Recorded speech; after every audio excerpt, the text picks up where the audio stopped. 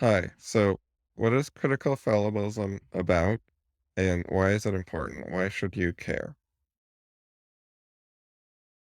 It's a philosophy that talks about issues like how to think, how to learn effectively, how to judge ideas. When two ideas disagree with each other, which one is correct? Which one should you agree with and why? It gives methods for dealing with things like that. It helps organize knowledge and be open to error correction. So it is general stuff about rationality, critical thinking, and learning. Everyone already knows why those are important. The reason people sometimes don't act like they're important is they've heard it a million times before. They're fed up with it. So many things have said, oh, critical thinking is important, and then given dumb advice. A lot of the material in this space is low quality, not helpful. So people give up on it. The idea of studying critical thinking on purpose and getting better at it seems unrealistic and out of reach to people. They think they're already pretty good at it from just generally going through life and picking things up here and there. And then they think specific material about how to do it better won't work. Just like how most self-help books don't work for most people, it's a kind of similar thing, possibly a bit worse. A lot of people have tried reading some stuff about philosophy or critical thinking or rationality and then did not become much more rational. It didn't make much difference. A lot of people have talked to people who are into that kind of stuff and found them annoying, not very rational, dumb. Some of them are really into talking about abstractions, and it's not very connected to real life. A lot of people who are into rationality have very unrealistic ideas. They're armchair philosophers, ivory tower philosophers. There are stereotypes about that kind of person, and I don't agree with all the hate they get, but I think some of it is reasonable. A lot of people of that sort have flaws. Everyone has flaws, so it's not just them. I'm not saying they're worse than other people. I'm just saying for most of them, their interest in rationality did not make them clearly better. I don't think it made them clearly worse either. It's just neutral. If someone's into rationality, they could be better than someone else, worse than someone else, the same. It just doesn't matter that much. Working on rationality does not reliably make you more rational or better than other people, thinking or at life in general or at anything. People have a lot of skepticism about this field and this type of material. But my basic comment is don't give up. Don't despair. Don't say a lot of this material is bad.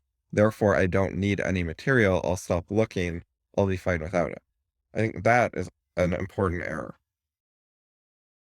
because critical thinking and rationality and stuff, it really is important. Everyone said it's super important. That part was right. Their ideas about how to do it and their training materials and stuff, often pretty bad. But the actual concept that how good you are at thinking and judging ideas is really important. That's true. So if you find that a lot of material is not very good, you ought to keep looking. Part of why people don't do that is they can't tell which material is good. They'll hear something and it sounds good to them, so they think they're learning something, and then later they realize it never really helped. Like they don't trust their own judgment. But if you don't trust your own judgment, so you have trouble knowing which things about critical thinking will be any use, that means you have a problem to solve. If you can't trust your own judgment, you need to get better judgment somehow. It's a difficult problem because where do you start? There's all these things promising that they can help you think better. And most of them are not very good. That's probably what you already thought. Most of them not so good, not really going to help. And I agree with that. I think most people would agree with that. Like even most of the people who are trying to recommend rationality would agree that most of the stuff isn't very good. Most advocates of this kind of thing think like a few specific things are good, and then most of the other stuff is kind of junk. So they say, use my thing. My thing is good, or not necessarily theirs, but like the one they like. They're a fan of one or two things. They recommend those. They say the other ones are bad. There's widespread agreement that most of them are bad. No one thinks like most of them are good. And you tend to be influenced by the last thing you heard. The most recent thing you looked at tends to seem pretty good to you. That's a very common experience most people have. So partly that means they have bad judgment, but partly it's hard for them to find a good one and learn that one. because they don't know which one's any good. What can you do about that? One thing you can do is you can look at more than one and try to figure out what it says without believing it, without becoming a fan or a true believer. And then you can compare them. And you can look for arguments that say why one is better than a different one. Like, how do they debate each other? And if they don't debate each other, if they don't say why they're better or why the other ones are wrong, that's not very good. That's not very convincing. There's something going wrong there. If one is actually really good, it ought to be able to meet some high standards, like being able to either agree with or criticize alternatives. And if it agrees with an alternative, the alternative better be compatible, because they can't all be right. Several of them could be good and work together okay. So if there's a good one, it has to say about each alternative, either this is compatible and I have no objection to it, or I have an objection to it, which you could do if it's compatible or incompatible. You could object either way and say it's wrong, it's not going to work very well, here's what's wrong with it. A good approach to rationality should say not only what its approach is, but what it thinks of rival approaches. It should give you guidance and commentary on alternatives. It can say, this is how this approach is better than alternatives. This is why this approach is better than alternatives. It can make comparisons. And then you can go look at one of the criticized things and look for, does it have any rebuttal? And does it have any of its criticisms of its own? So if A criticizes B, then you go to B and say, one, do you have a rebuttal? And two, do you have a criticism of A? Those are separate things. A criticism of A is trying to point out some flaw in A, some reason it wouldn't work well.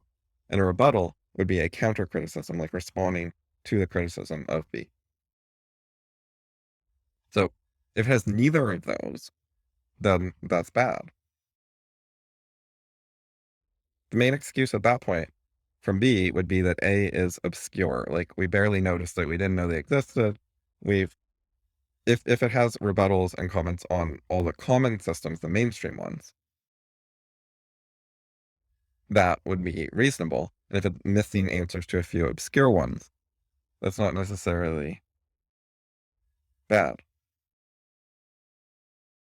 Ideally, it wouldn't be that hard to figure out answers to some obscure systems. If the system is teaching you how to think about things, how to look at things, then you ought to be able to use that system to figure out its answer to various issues. But all of this sounds a bit hard. The philosophy itself should guide you and make it easy. I think that's a reasonable thing to ask for, and that most of them don't even try to do that, which is a sign that they're not going to be very helpful to you. They can't guide you on the first thing that you need, which is choosing between different approaches to rationality. Like, why pick this one and study it? Why spend your time on this one? Why put some trust and faith in it that it's worth your effort? If they don't give guidance on, that's bad. And if they just ignore all the alternatives, if they're just like, we're good because we do this and this, and there's a million alternatives that also do some of the same things, and they just ignore that, that looks pretty bad. So why is critical fallibilism better than alternatives? What's different about it? One, it builds on critical rationalism, objectivism, and theory of constraints. Now, you as a beginner would not know that's a good thing, but the fact that it's building on 3 prior philosophies, all of which are decently popular and sold a bunch of books and stuff, that is a positive sign. It's not just someone made something up completely out of thin air. And it gives you a starting point to how to approach it. Like, you can ask what is good about CR, what's good about OSM, what's good about TFC, and how do they compare to alternatives. Anyway, it's just a basic starting point for what it is. So what else? Rejects degree argument. Evaluations. So this is CF's biggest idea, that you can make judgments in decisive ways, success or failure, yes or no, true or false, instead of, this is a strong argument, that's a weak argument. This seems like it's worth 90 points, that's worth 50 points. Or, I'm 90% confident about this. I'm 20% confident about that. And trying to add up, do these arguments make a good case overall? It looks for decisive arguments, deal breakers, breakpoints. So that is a large difference. Whether it's good or bad is complicated, but I can give some initial indication that is good. In short, all the alternatives don't work, and we've known they don't work for over 2,000 years, and people kept trying to fix them and make them work, and no one has ever succeeded at this for many generations. And so that's bad, and people just keep trying. And my proposal is the thing they've been stuck on for millennia is in fact impossible. It cannot work. It will never work. And that has been a position that a lot of people have thought might be true. And the reason they're so resistant to it is that they have no alternative. They don't have any other options, so they keep trying. But I actually have a different option. Basically, only two philosophies have proposed alternatives to the problem of induction. The first one is critical rationalism, and then there's mine, which partly uses the same ideas as critical rationalism. It's partly sharing an alternative. The alternative, in short, is evolution. So I agree with critical rationalism about that, but then the binary approach builds on critical rationalism, adds extra parts, because I think critical rationalism was incomplete. It didn't fully figure everything out. It was an important breakthrough that got started on solving the problem and providing an alternative. It was enough of an alternative to look promising, to seem reasonable, to see that there's something there. But if you go into more detail on it and study it, you could find some gaps, some holes, some imperfections, which is completely reasonable for developing a big new thing. And so the binary approach fixes the biggest issue CR had.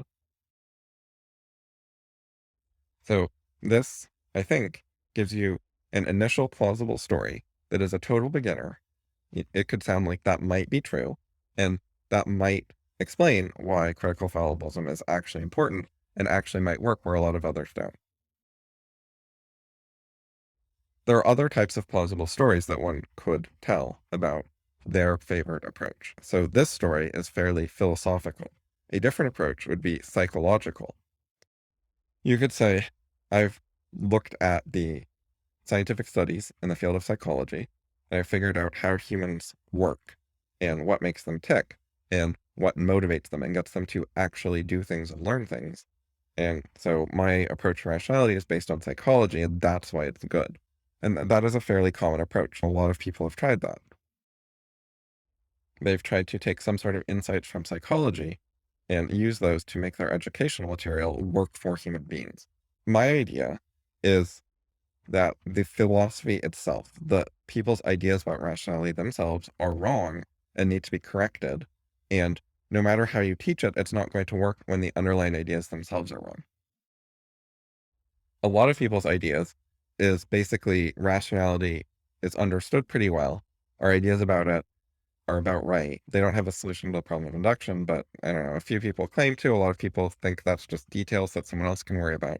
Anyways, so their idea is roughly, we already know all this great stuff about rationality. People just won't listen. People won't do it. So they need practical help, like psychological tricks to motivate them or get them to remember it, create a better mnemonic, help people build habits so that they form habits of rationality and it becomes automatic and intuitive instead of something that they have to make themselves do by putting on their thinking cap and trying really hard and being in serious mode.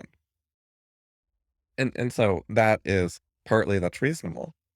And I think those kinds of things can help people. But if the underlying rationality ideas aren't so great, then it's not going to work. You need to get the philosophy itself right before focusing on psychology. So if someone's main insight is in psychology, I'd be very skeptical because I think you actually need to improve the rationality stuff first. It's the more foundational primary thing. It's more fundamental. So better teaching methods and better methods of getting it to fit into someone's life won't help you unless the actual content is right. So that gives you a rough explanation of why a large category of alternatives are actually not very good. So For rationality stuff to work, you need both parts, the good philosophy and the good way to integrate it into your life. And I think standard approaches to both are flawed, so you have to fix both of them. Most approaches try to fix one or the other. I think you have to fix the philosophy first.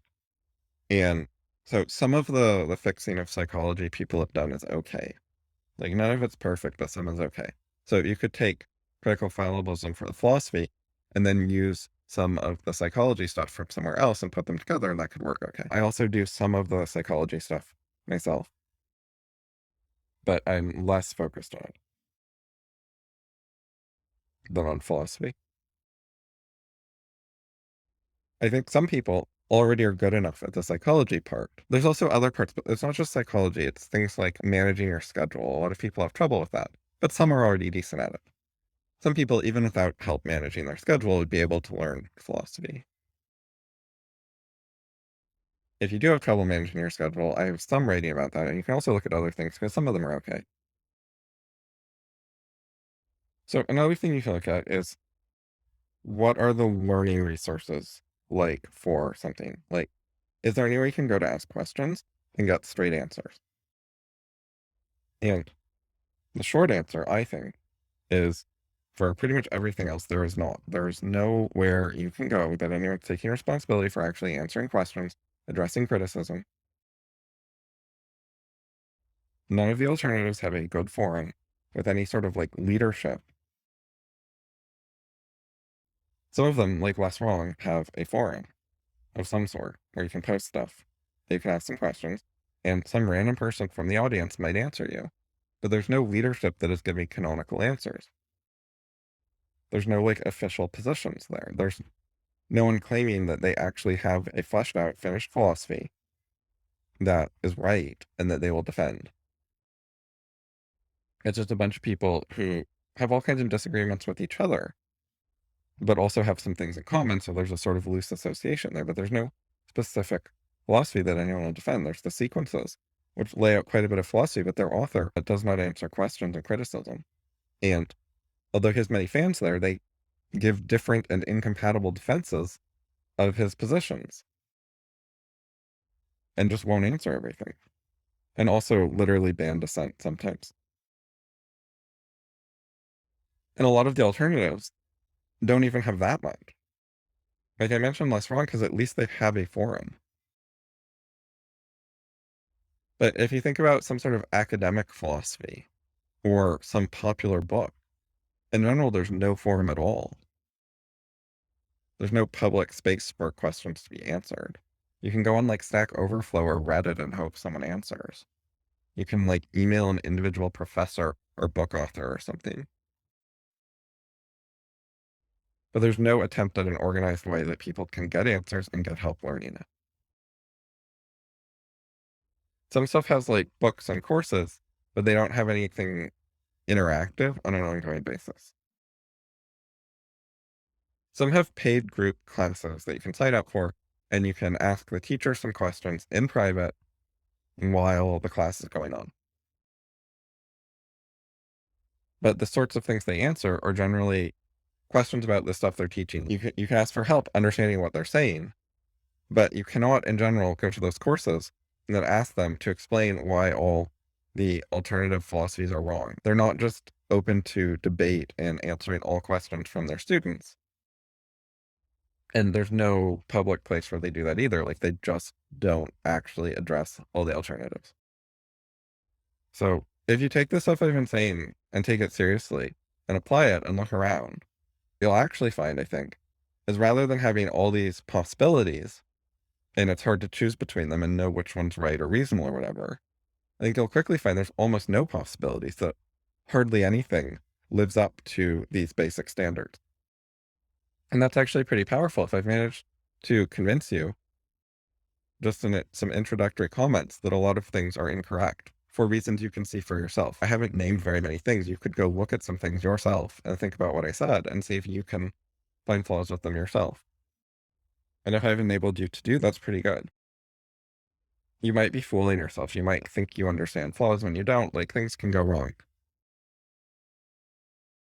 But ultimately, there's no guarantees in life, but you have to make a try for things. You have to do your best and use your judgment.